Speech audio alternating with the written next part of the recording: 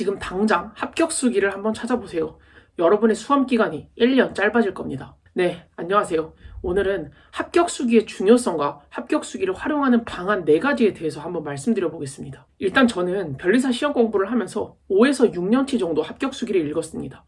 1년당 10명씩만 해도 50명에서 60명 가까이 읽은 거예요. 저는 그래서 합격수기를 읽지 않는 사람들이 도저히 이해가 안 됩니다. 합격수기는요, 시험이라는 문제에 대한 정답과 오답이 담겨있는 해설이라고 생각을 합니다. 근데 합격수기를 안 보는 거는요, 해설은 안 보고 문제만 드립다 푸는 거랑 똑같습니다. 꼭 어떤 시험을 준비하시기로 마음 먹으셨으면 최소 합격수기를 5개에서 10개 이상 보셨으면 좋겠습니다. 그러면 이를 활용하는 방안 4가지에 대해서 바로 말씀드려 보겠습니다. 첫째, 공부 시간 및 공부 기간에 집착하지 마세요.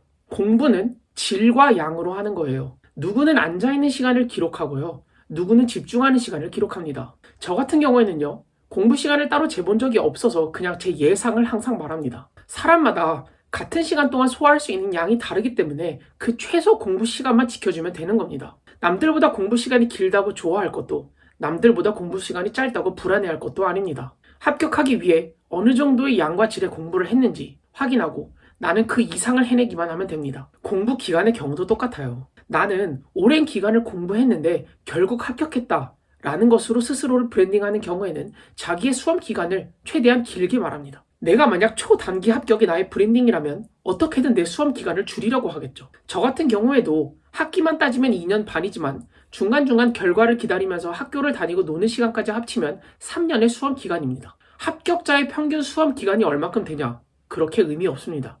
가성비 있게 합격하는 것 물론 중요합니다.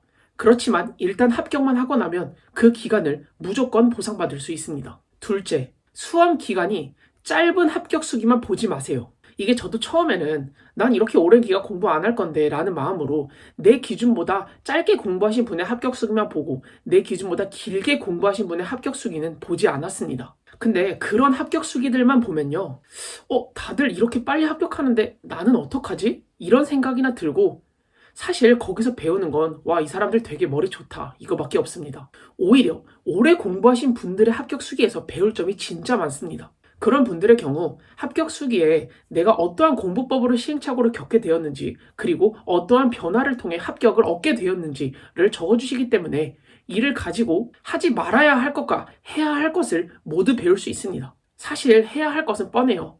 공부하면 되고요, 이해하면 되고 암기하면 됩니다. 오히려 슬럼프 줄이기, 핸드폰 줄이기, 객관식 시험에서는 암기보다는 감각을 키우기 등 하지 말아야 하는 것, 적당히 해야 할 것에서 배울 것이 더 많습니다. 그래서 수험기간 관계없이 모든 합격수기를 보셔야 합니다. 셋째, 수험기간 중간중간 계속해서 보셔야 합니다. 내가 공부를 하다 이게 맞나 싶을 때, 고민과 불안이 있을 때 그 정답이 어디 있을까요?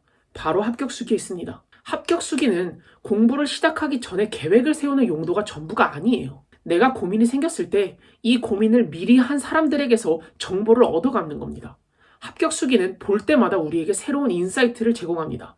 자주 보셔야 합니다. 넷째, 공부의 정도보다요, 공부의 방향 및 공부의 방식에 집중해서 보세요. 합격수기를 볼 때요, 이 사람이 몇 회독을 했나, 하루에 몇 페이지를 읽었나 따위를 보는 게 아닙니다. 공부의 방향은 거시적인 관점이에요. 이 과목을 암기로 접근하나 아니면 이해로 접근하나, 한 문제를 꼼꼼하게 분석했나 아니면 양치기로 준비를 하나, 이것을 보는 겁니다. 공부의 방식은 반대로 미시적인 관점입니다. 책을 보거나 문제를 풀 때 어떤 부분에 초점을 두어서 보는지를 확인하셔야 합니다. 합격자들마다 공부의 정도에는 차이가 있지만 공부의 방향 및 방식에는 큰 차이가 없습니다.